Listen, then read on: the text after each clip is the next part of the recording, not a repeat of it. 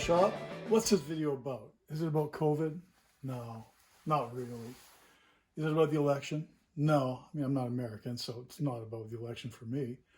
What's it about? It's about a little catch up. I got a whole bunch of stuff in the shop, and I'm just preparing to kind of put it all away and sort it out so it's not taking up my bench space. But I just want to share it with you guys, just before I stash it all and forget what I got and forget what I even put in it. So, hey, check these out. Aren't these great? No, I didn't take up smoking cigars. Although, some of these boxes are pretty freaking awesome. I mean, look at the quality of the, what do you call these? Box joints, finger joints. They're not dovetails. Yeah, I believe they call the box joint or a finger joint. Wow, man, there's a lot of work that actually goes into these boxes. Check out that one. Very nice. Even this one is Havana Brown. I don't know what that says on there. Havana Brown. So, what would you pay for boxes like this? What would you guys pay for boxes like this? I don't know. Here's what I paid. I got all these boxes. The person was at, what do we got? 2, 4, 6, 8, 9. That's it. I got another box over there somewhere. 10, 11. What did I pay for all these boxes? Would $40 be too much? Would $60 be too much? Would $100 be too much? I don't know. What I paid was $20 for all these boxes. You say, well, yeah, Vince, but there's no cigars in them. So what freaking good are these boxes? These boxes, I don't know what this is. Somebody had their Rice Krispie cake in there. I'm not sure. Anyway, what they're awesome for is holding little things. So, for instance, I got these, what are they, 3/8? 3/8 check valves, for these quarter-inch check valves. Little parts, right? Or little pieces of tooling for my lathe, for my mill, tooling, cutters, inserts, things like that. That's what these little boxes are super handy for, is you put your little trinkets in there. Yeah, you put a label, put a piece of tape on there or something that says what's in there, and just store them away on your shelf. And then, they're not mixed in with another big bucket of stuff that you can't figure out where it is. You don't know what you got. It's shift those aside so you notice. Anyway, pretty cool, I thought. And what you can do too, I know there's a few people out there in the world, they make cigar box guitars. I don't know, I know one guy in particular makes them, cigar box guitars. He and I are not exactly on speaking terms, but I mean, whatever. These would be awesome for something like that. Hey, if you want one of these boxes, I would actually probably send it to him, just because, I don't really hold grudges against people. But, good box. Slide that aside. What else we have? I'm just showing you a bunch of stuff that I picked up in the last month, right? Shift that away. Hey, this too. So the person wanted $50 for this. Right off the top. Man, I really need to clean these hands. Toil. You're thinking, man, there's something awesome in this box. It's Toil. It ain't cheap. Well, it ain't so awesome. There's a couple good things in here. Same thing again, $20. You got an awful nice, what is it, 5 to 6? 5 to 6 OD caliper. Who makes this? It's English. Who makes it? You guys see that? I'll bring you up close. Oh, yeah, 5 to 6. Somebody's initials in there at some point. It's a number 966, made by the Moore and Wright. Moore and Wright, Sheffield, England. I like these. I got a few, not this size, but I've got a few Moore and Wright tools kicking around. Let's see. That's an outside caliper. I think this one maybe is a Moore and Wright.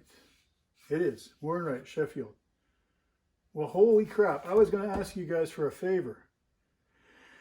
I may not have to ask that favor now. I was looking for a thimble. I'm going to have to check later if this one's going to fit. It may not. I'm going to have to find out. It may. For these guys, which are Toil, there's a mixture of things in here. Side that aside. Solid inside diameter measuring tools. And they go with like a thimble like that, right? So you're measuring your inside diameter like a bore. And it's not a full set. Some things don't belong in here, like this rod, which has been hand ground, and this, which I'm kind of at a loss to explain what that is. This is also Morinite. This one is as well. The rest of these are Toil. So you got sort of a bit of a set, like a half of a set, but you're missing some parts. Anyway, for this, for these, whatever these are, same thing, 20 bucks. If that little thimble there, that little caliper works on there, I'm going to be like way ahead, because I've got the smaller scale stuff in this box, as you can see, right? About that one, which is, oops, that's a complete set too, by the way. Which is about this one, which I think is is that a 5? No, it's a 7/8. Oh yeah, then plus the thimble. Anyway, long enough on that.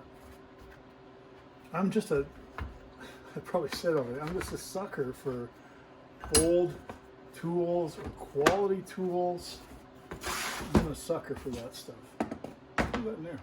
Have I forgotten already? I bought this. I bought this in the spring. Oh yeah, more outside diameter calipers. Oh yeah, course vanes. Pull it out, can't put it back. More OD calipers. Who makes this one?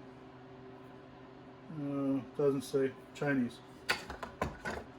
Maybe it'll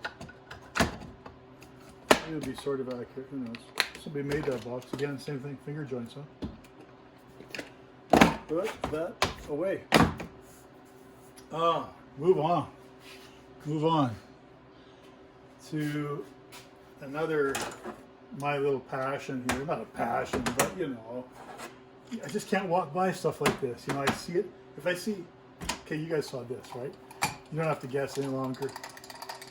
It's a valve lapper. So there, you knew what that was already. Hand drill. This is Stanley Handyman. Hammered tone, or hammered tone paint, 2-speed. That's why you got these two here. You move it in, move it out. One's low, one's high speed. You guys closer here, huh? You guys are missing out on what I'm doing over here. That's such a nice feel. I don't even have to put a bit in there, and I'm just like, hand drill. $5. Another hand drill. Who makes this one? I could not find another one like this one. And you're like, well, what is it, man? What is it? How do you hold this thing? I don't even know how you hold it. It's variable. So, get your crank handle. Excuse me. Again, 2-speed, so you can move. Move there or there. It's 2-speed. So what's cool here is it's adjustable. How do I adjust it? It's adjustable. Come on, Vince. Don't lock up. There we go. Sorry, jerking you around here. See, it's got a pin there. You see that? So it's adjustable. So I don't know under what circumstance you'd have to hold this drill in this configuration. Well, maybe that one. That configuration. You see that? Anyway, also pretty cool. I've never seen another one that's adjustable. If you have, then there you go. Isn't that neat? If you have, let me know.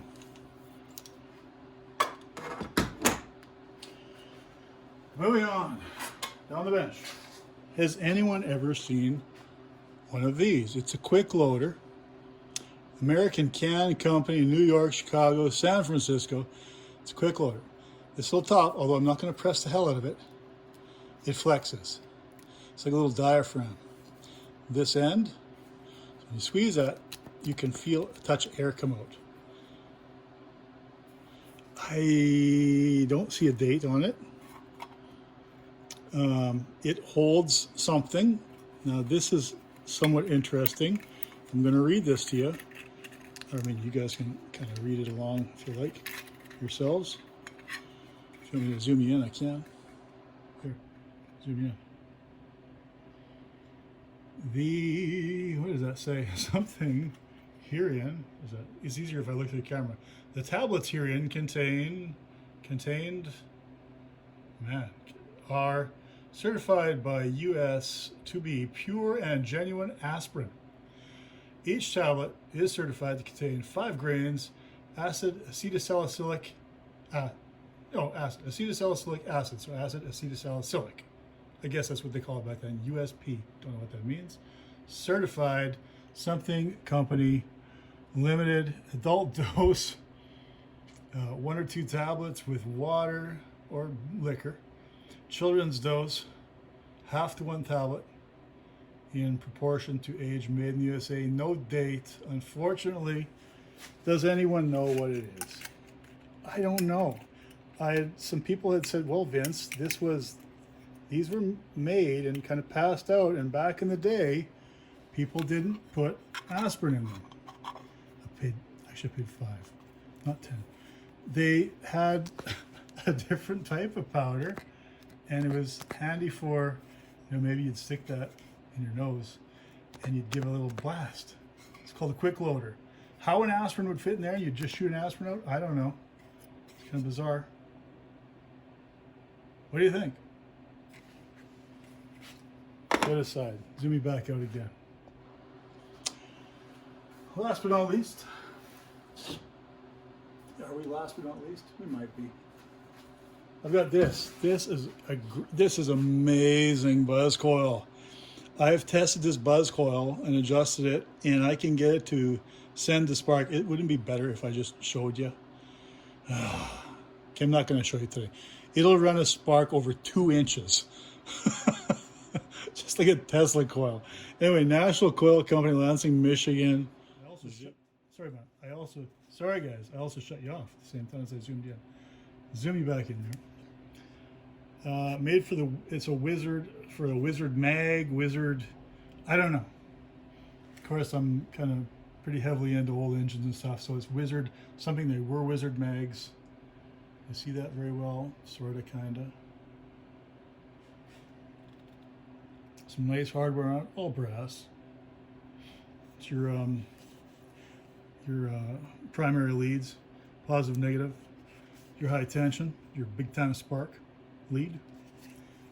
Again, a beautiful, I mean, look at the quality just of the box. Can you believe that? People actually made these. I don't know what these sold for, but I can't find a lot of information on this particular one. There's lots on National Coil Company, but not specifically on this Wizard one. I haven't seen many of them or any in this condition. All right. Anything else? I can't even zoom you guys back out again. What the hell? Okay. So I can, if I zoom in, I can't zoom back out. Anyway, so we'll keep you zoomed out. Okay, you saw my boxes. You saw the buzz coil, the National unit there, the quick loader, the hand drills, the valve lapper.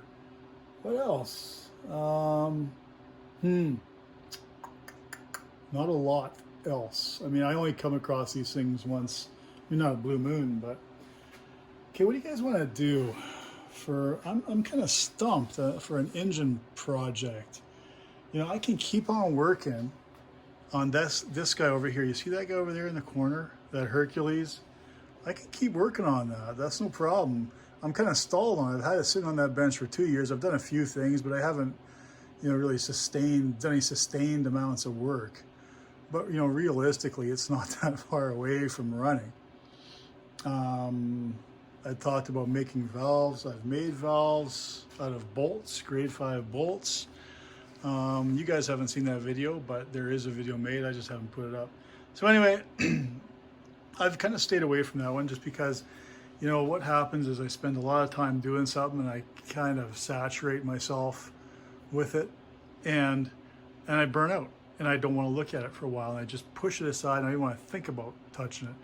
And all of a sudden one day I'm like, maybe I'll do that. Well, in the meantime, I gather up a whole bunch of other things, more engines, and I'm like, oh, maybe I'll work on this one. Maybe, I mean, you guys saw I worked on that other, that John Lawson engine. And, you know, that was a bit of fun.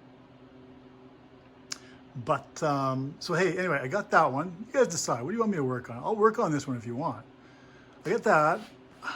Or I've also got this other one. Can you guys see back here? Sort of. If I push this stuff out of the way. I'll bang this stuff around first before I bang the other stuff. There you go. I'll set you up over here. So I got this guy. This will be about a 1918. The 1918 Maytag upright engine. Obviously I cleaned that mixer. What mixer is that one? Oh. Can't remember what model that one is. Anyway, I think you guys probably saw me. I did some electrolysis and cleaned this tank up. It's all here. It's obviously not running. I can make it run, you know, not in an hour, but I can address whatever issues there are with it, fix whatever little problems there are. As you can see, it's basically in a state of what do they call that? When a plane just hovers around the airport, in a state of, yeah, words, eh? Anyway, I'm just, yeah, holding pattern. This unit is just sitting here in a holding, some original paint, in a holding pattern, just waiting for me to do something about it. What do you guys want? Want me to work on this? Finish this? I'm not going to restore it like with paint and all that kind of stuff, but I will restore it mechanically and I'll have it running for you. So we can do this one, or we can do that other guy over there, which I'll just turn you over there, that Hercules. You do either one. You decide, you tell me in this video or at some point, or text me, or if you have my phone number, if you want my phone number, you can get a hold of me somewhere. We'll work on either one. Doesn't matter. You pick. What else? Oh yeah. Hey, you know what? I made about 2 years ago, 2 years, maybe 2.5 years ago, I swing you around. I'm not really proud. I'm not the kind of guy that likes to show off all these little toys and stuff like that. So that's not what this is about, but it's about this table. So this lift table, in Canada, we have a place called Princess Auto. So this lift table was on sale for like $400. It's a half-ton lift table. And I had these big plans for this table. And because originally the dimension runs, you know, here to here. It's a motorcycle lift. But I thought, you know, this would be great because any larger lift for like snow blowers, obviously snowmobile, quads, anything really, lawnmowers, or just to work on something at a decent height and you're not, you know, scraping around your knees on the floor. Or like Road King's got those little wee stools that he sits on. He recovered one like last week or whatever, which I had some of those and I gave them all away because I kept tripping over the damn things. Anyway, I bought this with the best intentions to do what I did here. And I put extensions, like one, you know, over there and one over there. I put these extensions on, a checker plate, and welded it all up and made them so I could remove them. I don't know why I made them so I could remove them, because I knew that once I had them on, I would never take them off anyway. So they're on there. I also built, as you can see, some, what do you call them? Stabilizers, basically. Stabilizers, backs and fronts with adjustables. And because, as you can see, the lift itself is not all that wide. You know, the mechanism down below in the bottom, it's not all that wide. And if you get a little bit of teetering, I didn't want everything to just fall over. Anyway, that all works great. As you can see, the lift is up. It actually goes higher than that. I can actually put that unit that's sitting on the lift, that sled, I can have it touch the ceiling if I want to. It's at the point where I can lift stuff so high that I would need a step stool to work on the stuff while it's on there. Anyway, so I did that about 2.5 years ago, and I made a whole video and all this kind of stuff on the fabrication and what I did and how I did it all. And then I tried it, and guess what? It didn't work. The damn thing wouldn't lift. I mean, it wouldn't pull a wiener off a bun. It was so freaking lame, and I was just choked, man. Like I just choked on it. Like you kidding me? Like I spent all this time and well money on it. You know, material isn't cheap, right? So all the time and the money on the material, and it doesn't do anything. So anyway, I shoved it away in a corner, just a total disgust. And finally, about a month and a half ago, maybe even 2 months ago, I thought, okay, this is it. If I can't fix this, it's going. I don't care if I throw it in the scrap bin. I don't care what happens to it, but I'll just take that as a lesson learned. And next time I'll spend 2 or 3 thousand bucks on a proper lift and not like cheap out on a $400 lift and then try to adapt it to my needs. Anyway, it's air over hydraulic, so you can pump it with your foot or you can use your air chuck, and it'll run it that way. So again, it's from Princess Auto, and basically their policy is if you aren't happy, they aren't happy, regardless of if your warranty has even run out. So I took that air over hydraulic pump back to them. And I said, look, I don't know what the deal is, but this thing will not lift half a ton. It's not like I added a half a ton of metal to the thing and it won't lift it. It's just like it won't do anything. It just sits there and you run air to it, just goes chuk, chuk, chuk, chuk, chuk, it doesn't move. So they said, yeah, hey, no problem. And they ordered me a new pump.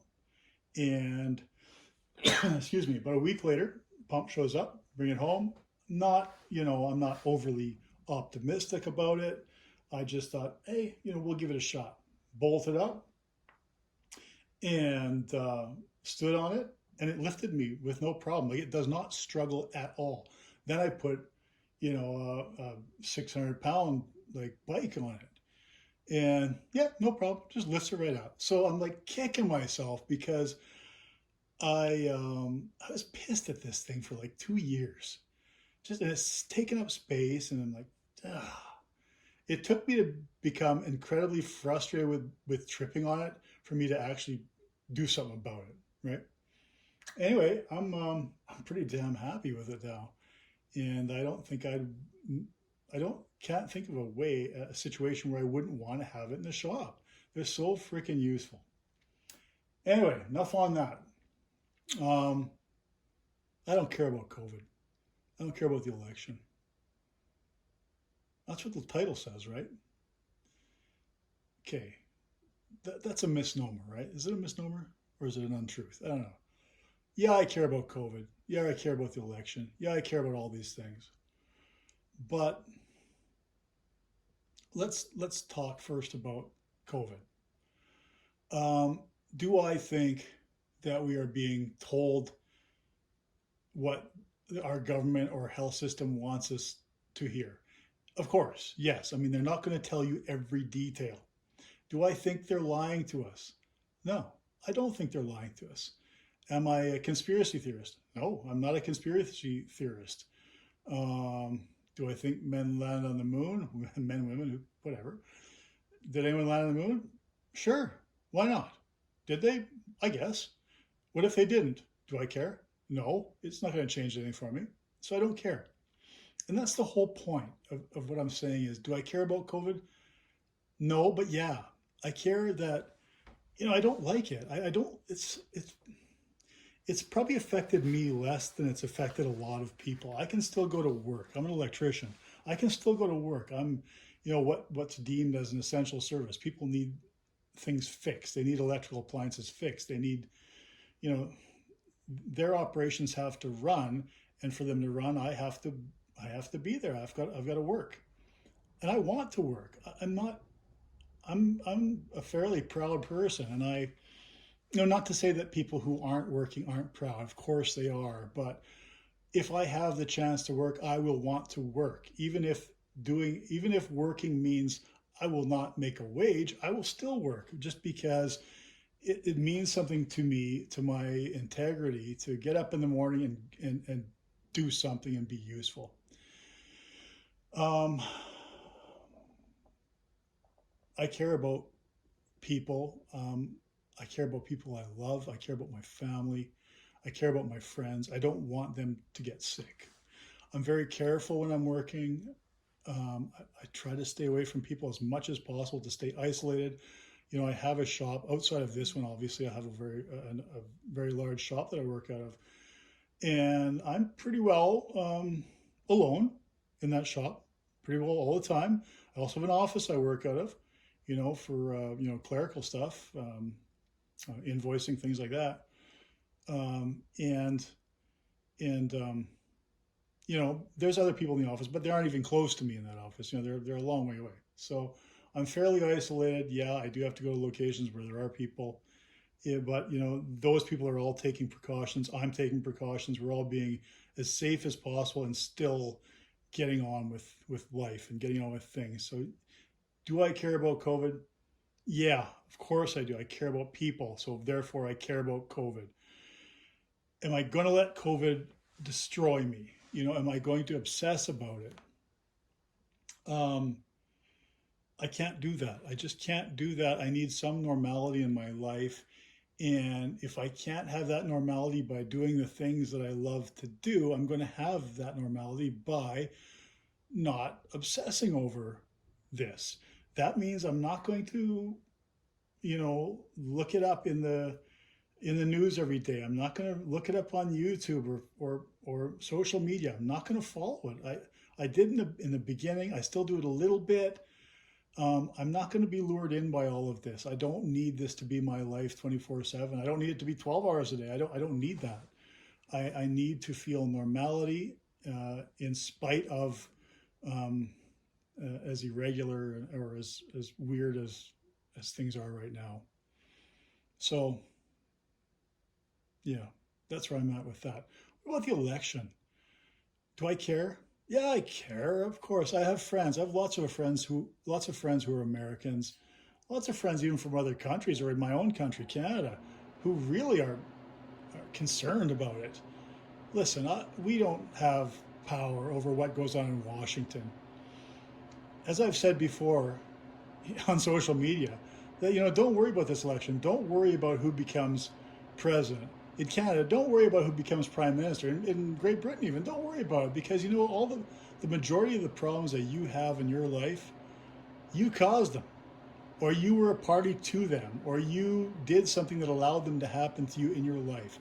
So you know what? The majority of those things are still going to be there, or they're not. But it's going to be down to you. It's not going to be down to an election. It's not going to be down to any of that stuff.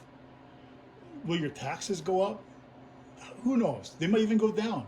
Will it be substantial? Neither way. It will be substantial and neither up or down.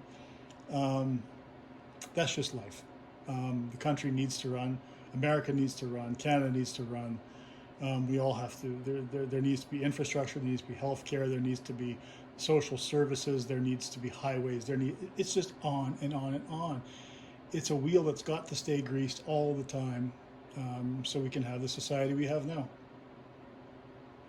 So, I mean, right now I get my information from my girlfriend, from Kim.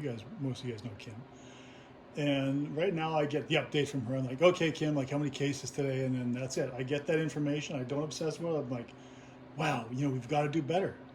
You know, people, we've got to do better. Yeah, is there a vaccine coming? Yeah, there's a vaccine coming.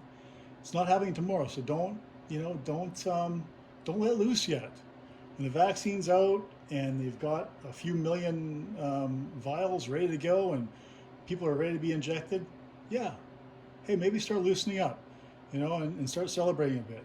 But until then, let's hold on. You know, we're going to get through it, and it's not going to be tomorrow. It's probably not going to be next month. You know, in a year from now, I think things are going to look different. Will they be better? Hey, they might be worse, but it won't be the same as now, will it? Let's all hope for better, right? and that's it. And 5 years from now, again, things will be different. And yeah, you know, let's hope for the best. Let's all just treat each other well, and care about each other. And you know, everyone gets their opinion, everyone gets their say, and just because it doesn't, their opinion doesn't coincide with yours, that doesn't mean that they're any less allowed to have it. So let's just accept it. Move on, people. Anyway, guys, thanks for hanging around with me. Hope you've had a good week so far. I think tomorrow's Friday. Hope you all have a good weekend coming up. We're all looking forward to the weekend, aren't we? Except for you guys that just start your week tomorrow and Saturday, Sunday are your first 2 days of your work week. In that case, you know, hey, you'll get through it too. Anyway, guys, have a good night. Thanks for hanging out. Catch you later.